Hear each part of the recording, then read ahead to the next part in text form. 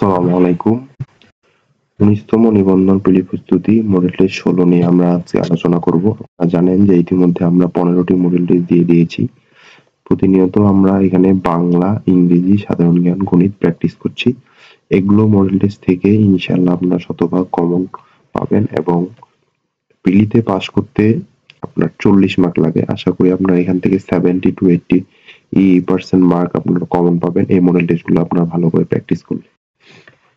কথা না বাড়িয়ে আমরা ভিডিওটি শুরু করব। আজকে আমরা ৩টি বিষয় নিয়েছি: বাংলা, ইংরেজি এবং সাধারণ জ্ঞান।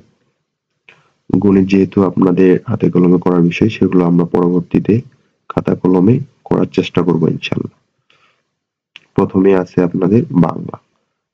১ নম্বর প্রশ্ন আছে বাংলা ভাষা ভাষা প্রকাশ বাংলা ব্যাকরণ কে রচনা করেছেন? এর সঠিক উত্তর সুনীতি কুমার চট্টোপাধ্যায়। ২ নম্বর প্রশ্ন কোনটি উভয়লিঙ্গবাচক শব্দ? এর সঠিক উত্তর গ মানুষ। ৩ নম্বর প্রশ্ন সন্ধি বিচ্ছেদ করুন। পনিরের সন্ধি বিচ্ছেদ কোনটি? এর সঠিক উত্তর ক পনি যোগ এর। ৪ নম্বর প্রশ্ন টপ্পা কি? এর সঠিক উত্তর আপনার ক এক ধরনের গান। ৫ নম্বর প্রশ্ন কাজী নজরুল ইসলাম রচিত রাজবন্দির জবানবন্দি একটি, এটা হচ্ছে আপনার প্রবন্ধ। এরপরে ইংরেজি আছে। প্রথম প্রশ্ন ইংরেজিতে one should be careful about dash duty। এর সঠিক উত্তর এ one's duty।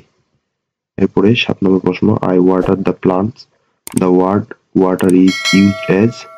এর ওয়াটার কি হিসেবে ব্যবহৃত হয়েছে? এটা হবে আপনার ভার্ব। এরপরে ৮ নম্বর প্রশ্ন what is the meaning of a white lie? এর সঠিক উত্তর হবে আপনার হার্মলেস লাই। এরপরে the antonym of the word awesome, এর হচ্ছে আপনার অ্যান্টোনিম হচ্ছে আপনার ডিসগাস্টিং ডি।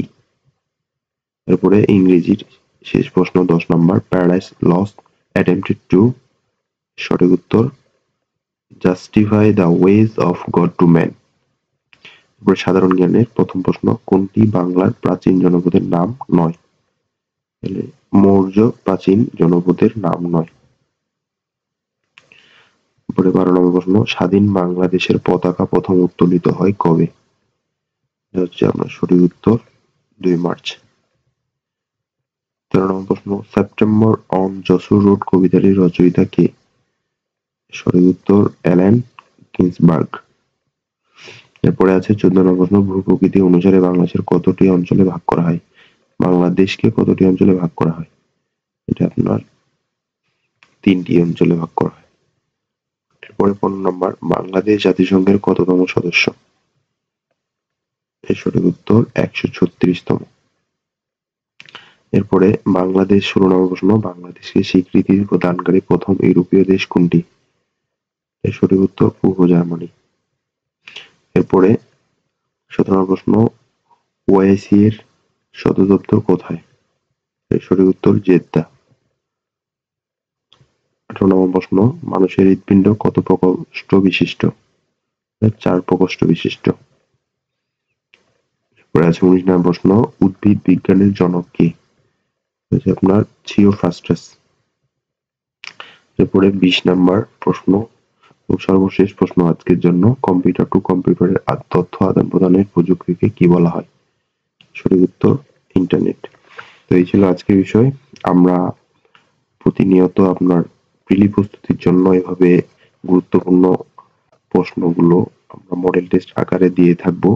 আশা করি এই ভিডিওগুলো আপনাদের উপকারে আসবে। যারা এই ভিডিওগুলো ফলো করবেন ইনশাআল্লাহ এখান থেকে আপনারা 60 to 70 এমনকি 80% আপনারা কমন পেতে পারেন।